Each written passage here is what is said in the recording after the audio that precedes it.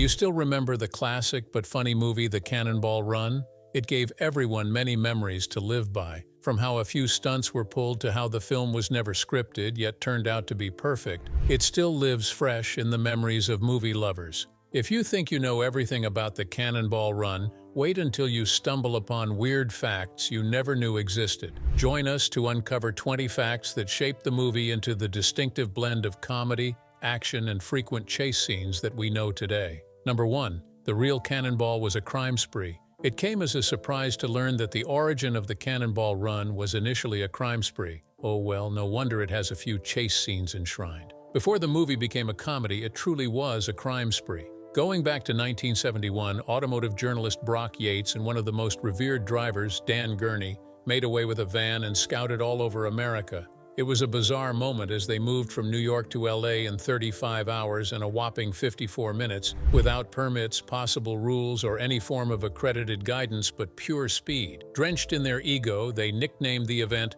the Cannonball Baker Sea to Shining Sea Memorial Tribute Dash, which came as a tribute to one of the finest car racers, Irwin Cannonball Baker, who had a record of crossing the country 140 times in the 1900s. This wasn't just your regular stunt. Yates took a bold step just so he could point out the lapses in regulating speed limits, safety protocols, and what he perceived as a war on drivers. At last, the impact was felt, and by 1979 there were known cases of 5 illegal cannonball runs. Their intention was clear, with drivers using Ferraris, motorcycles, ambulances, and horses. Some carried fake IDs, others fake badges, but all risked jail to shave a minute off the clock. And for Brock Yates, he was just getting started. He took a step further and teamed up with the timeless director to create a fantastic masterpiece of what we know it to be today. The race didn't inspire the cannonball, it was the race, with movie stars replacing the madmen. And when the camera did click, the scenes began to unfold like drama. Number 2. The writer lived the movie. Perhaps you would not have believed that even writers can be inseparable from a movie if you weren't told. Yates didn't just sit back at the expense of the directors. He made his way to the movie set, and you could see him hitting the scenes as a race official at the starting line, wearing sunglasses, clipboard in hand, like he had everything under control. You would think he was acting. However, he was frolicking his way, living his best life as a creator. In 1971, he surprised everyone by piloting one of the Dodge ambulances nationwide in a real cannonball run. With his wife at the back and a fake medical crew, no one would believe it was all staged. He did this to dodge cops, outrun everyone else, and prove that speed limits weren't static but meant to be broken. When the real movie version began, Yates wasn't absent but sat by the corner line watching actors portray the awards he once won. An absolute legend he was. Not everyone could have the guts to do that. Number 3. Burt Reynolds regretted it, but the audience didn't. Sometimes someone else's nightmare could be what someone loves wholeheartedly, especially when the movie isn't biased. In the early stages of 1980, Burt Reynolds was an untouchable guru. At the time, he had starred in one of the biggest car movies in the world, ravaging the box office, and didn't need to prove any point by starring in another one. But when his longtime friend Hal Needham made the call, his guards were dropped, and he obliged. The paycheck was enticing, and Reynolds figured it wasn't a bad idea anyway. But contrary to what he thought, he made some of his worst decisions of his career. He admitted that he became part of the process because he wanted to have fun with his friends and didn't care about what the script was saying. Right from the onset, he didn't rehearse or watch the dailies. For him, the shoot felt like a vacation with the camera's focus, and when the movie's outcome was out, he hated every bit of it and wished he could turn back the hands of the clock. But no way, the fans were already deeply invested in it. Faced with this reality, he later admitted that sometimes chaos wins even when you aren't proud of the ride in a car race. Number 4. Farrah Fawcett thought it was a drama. Many actors have been lost in a movie without knowing the kind of movie they were in from the start, and needless to say, Farrah Fawcett was in that category. She took the role of a nature-loving photographer named Pamela Glover, but had no idea that the film wasn't an undertone of romance or a fast-paced action piece. She started enthusiastically and excellently, studying her lines, asking about character motivation, and planning her outfit to give a flawless performance. But to her greatest surprise, while on set, she saw Dean Martin stumbling dressed like a priest, half drunk, and cracking jokes about communion wine. At this point, she was disappointed and had no choice but to play along. She later admitted she had no idea that the movie was a comedy. She only realized it when the audience laughed at a scene she thought was emotionally underwhelming. Number 5. That ambulance wasn't a prop, it was a legend. What if you were told the ambulance in the movie wasn't a prop, nor was it a replica? In 1979, Brock Yates and Hal Needham drove that exact vehicle across the country in the real Cannonball. They weren't in noticeable attire but camouflaged as emergency medical transport, putting a fake patient in the back. The real deal was that they had planned to speed across state lines without getting stopped. Of course, you know nobody pulls over an ambulance, so this worked for a while until the engine disappointed them by blowing outside Palm Springs, and the race ended with the ambulance on a flatbed. Years later, they brought the same van to the set, made it a specialty, and let it out to Reynolds as seen in the movie. It wasn't that bad. They did pull off a hit acting like undercover detectives. Number 6. Don Rickles dropped out and Sammy Davis Jr. ran with it. Nothing can happen in a movie and within its confines, and anything can swirl into the scene at the last minute. Sammy Davis Jr. played the role of a trash-talking priest addicted to gambling, and truly he was undeniably exceptional. But do you know the real deal? He wasn't originally in the plan for it. The character Fendi Bam was written for comedian Don Rickles, a timeless comedian who knew how to drive his audience crazy, and he was supposedly perfect for Cannonball. He was contracted, cast, and ready, and then a thin air blew him away from nowhere, and he vanished out of redeemable sight. At the time, the reasons were unclear, and even though many tried to paint him badly, there was no substance to their accusation. Rickles backed out at the last minute. Left in chaos, the producers threw a few slings, and Sammy Davis Jr. was brought on board. He came with a different style, energy, and timely charisma that was needed. Sometimes a mishap in casting can become the biggest tragedy, but in this case, no other explanation suits it except phenomenal. Number 7. Dean and Sammy were drunk. How often do you hear that actors come to set already drunk?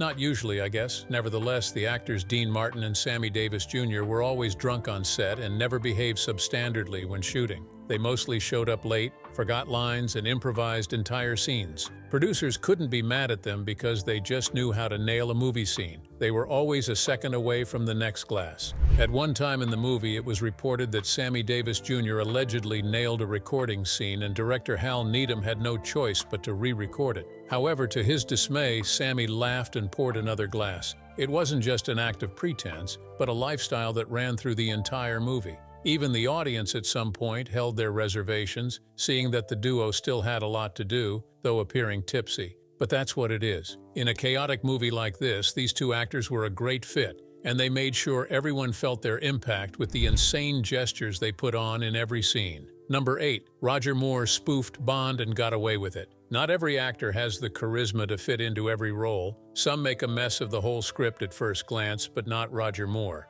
Moore didn't play James Bond in Cannonball, but played a guy who thought he was James Bond. He played the character Simmons Goldfab Jr., drove an Aston Martin DB5, wore a tux, and introduced himself as expected. From the look of things, no one would have done it better. Roger Moore, it was a brilliant spectacle and parody, except that it almost didn't happen. In a recoil reaction, the real Bond producers were mad at him and tried all they could to stop him, but never raised a finger against him. Legally, they couldn't hold a word against him, but did something concerning future Bond actors.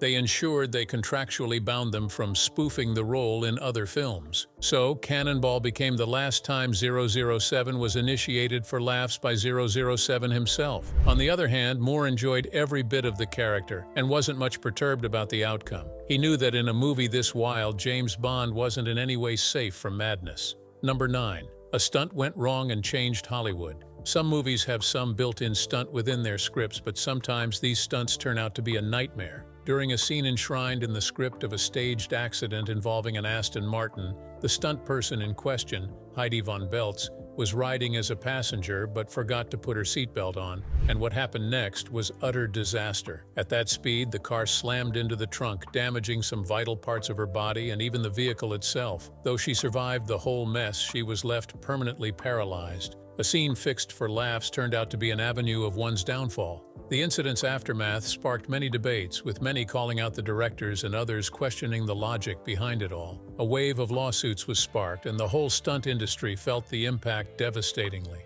Her case, though awful, became a basis for Hollywood safety. From then on, stunt measures within a movie were put in place, and no longer did anyone playing the stunt scene leave their seatbelt unattended. The movie kept rolling, the laughs, the gigs kept coming, but behind the scenes was an unforgettable experience that left an indelible mark. Though this whole scenario left unexpected pain in the hearts of many, it changed how movies were made in the following decades. Number 10. Jackie Chan stole scenes, even the ones they cut. It feels so good to be underrated yet blow the minds of your producers and director. Jackie Chan, the legendary actor in Cannonball, blew the minds of everyone, and no one was reluctant to give him his flowers. Though the scenes were not many, he left an imprint on the minds of producers and cast members. He flipped off walls, drove through windows, and threw punches, the kind that left one in awe at the slightest glance of his moves. He treated every scene like a live action, and you could tell he was having a good time in the movie. Some scenes didn't make it into the final film, not because they were bad, but because they carried a semblance of horror and were therefore unnecessary in a comedy. Chan was disappointed. He was all out to showcase what he could do, and just in a gif, his passion was cut halfway. However, those few scenes gave him an edge that garnered him an audience in the American community. Not long after these scenes, he began to steal the whole movie and became the rave of the moment. Number 11. There was no script, only mayhem. For all we know, certain movies did not happen without a script in film history. Funny, right? There may be an exception, and Cannonball was just a perfect example. Scenes were written in trailers, dialogue was made up on the spot, and some actors were always in suspense, arriving without knowing what they were shooting. Truly, Needham has to be given his flowers for creating a masterpiece with improvised scenes, scriptless stories, and stunt shows. After many years, Farrah Fawcett had to admit that she never saw a full script, but played along. It was exciting. She wasn't the only one. DeLuise said he never knew what he would say from the onset, but made up his lines on the spot. And how about Dean Martin? He just said what came out of his mouth. Maybe the alcoholic spirit gave him some utterances. There were no safety nets or plans, just a few people waking up every day knowing they would shoot, but without a structure. Too bad, right? The movie exceeded many expectations and became the movie of the century. It was just one scene after another. Nothing special. But what was kept were any scenes that made the crew laugh harder than they had. Though it was scriptless, every scene left a memory in the hearts of many, so you can say it worked. Number 12. The blooper that changed Jackie Chan's career. Breakthroughs in movies always come when an actor least expects it, and for Jackie, his hard work finally paid off. Though he wasn't known then, his involvement in Cannonball brought a new kind of awareness to the Hollywood scene. By the time the credits rolled on Cannonball Run, most movies would fade to black, but this one was timeless from its first debut. It kept doing numbers because it was packed with mixed lines, flopped stunts, actors acting up in front of the camera, and bloopers. It was sure a game changer, and Jackie Chan loved it. He was undoubtedly blessed to have starred in the movie, and the bloopers idea also inspired him. From that moment, he ensured he instigated the concept of bloopers, and the rest, as they say, is history.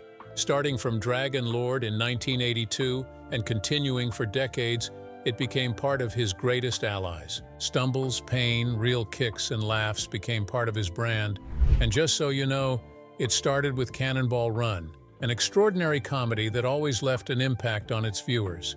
This also gave him recognition among his contemporaries, and even movie producers began to look for him. Number 13, they flew the jet so low and the feds got involved. How do you fly a jet so low considering the imminent risk? Well, not for Cannonball Run. This was all part of the design, and amazingly, it did wonders. You remember the jet scene with low altitude and narrow roads? It was loud as hell, which worried many in the neighborhood because it was dangerous. You might want to think that it was staged, but nope, that was a real jet flying under the FAA radar without a permit. Oh boy. Though they pulled it off in one take, it was the most insane thing to do. This got the feds' attention and was treated like a real crime. With apt attention, investigations were made, and the film producers were issued warnings. Needham needed to beg and bluff before all charges were dropped. It was a tug of war, and the producers learned their lesson. In a movie full of risks, that plane was 100% real. And if you were to see that scene outside the movie, you might have freaked out. The movie's producers were lucky and couldn't be less grateful for the miracle of not being in cuffs. Number 14. They called Jackie Chan Japanese, and he never forgot. Not everyone takes the issue of mistaken identity so lightly, and Jackie Chan happens to be one of them. In the movie Cannonball Run, he had a handful but channeled the energy in specific ways. From the get-go, Jackie Chan was happy to make his debut in the movie, but there was one problem. They listed him as Japanese. In the film, Chan played a high-tech racer with gadgets and martial arts skills, kind of a ninja in a supercar. Though he did very well in his role, this mistaken identity spoiled his mood countless times. Because he was Chinese, that little difference pissed him off. He tried hard to maintain his cool until a recent outburst spilled the tea. In one of the scenes, he raged and said, "Calling me Japanese isn't about laziness but a sheer form of disrespect." But despite these obstacles, he played the role with energy and precision, reinstating that he is called a Chinese for a reason. He did his stunts, hit every mark, and delivered a masterpiece that continually left many in awe. He was frustrated by the same gestures and resolved to do it his way until a reconciliation was made. Even though Hollywood didn't know who he was determined to make a name for himself. Number 15. Real cops crashed the set doing a fake chase. Cannonball was a chaotic movie and still is a chaotic movie, but how many of you knew that behind the scenes was more chaotic than you may have thought? You wouldn't have been able to stand it if you just sat by the corner. During a shoot in downtown Las Vegas, the crew staged a chase scene. Burnouts, sirens, and fake weapons were all part of the process. They had the cameras rolling, and even the stunt drivers were just a second away from hitting the turbo. Everything was ready to kick off, but one thing was missing: they didn't have permission. Real cops saw the scene, didn't know it was one of those scenes in a movie, and gave them a hot chase. They did it with passion, as if they had seen imposters who were meant to be judged at all costs. For a few minutes, the stage scene turned into a real pursuit, and the actors were freaked out to the bone. Crew members scattered, and from a distance, someone shouted "cut," but it was already too late. However, after a heated scrutiny and thorough investigation, the cops let them go without any arrests, but not without a price. Warnings were issued with a dialogue that if it ever happened again, they all would have themselves to blame. Number 16. DeLuise couldn't stop laughing, so they kept it. Sometimes even the best scenes in movies are not planned. They just unknowingly hit the scene, and if it's so good, nothing stops it from becoming part of the actual movie. DeLuise was supposed to be a sidekick, but rather than lie low in his craft, he stole every scene like he wasn't a sidekick.